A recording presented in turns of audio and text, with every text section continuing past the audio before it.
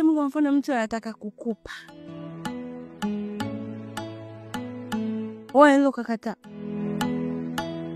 Anataka kunipa nini? Kwa sababu inategemea unataka kupewa nini. Sio kila kitu unakubali tu unachopewa. Namaanisha mtu anakupa zawadi nzuri, anakupa kitu kitamu.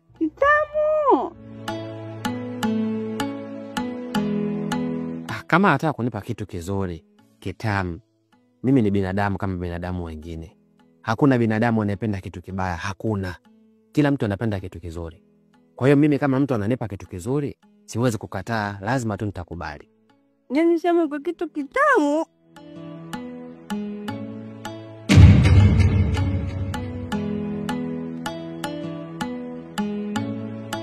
Kitu kitamu shemu wewe.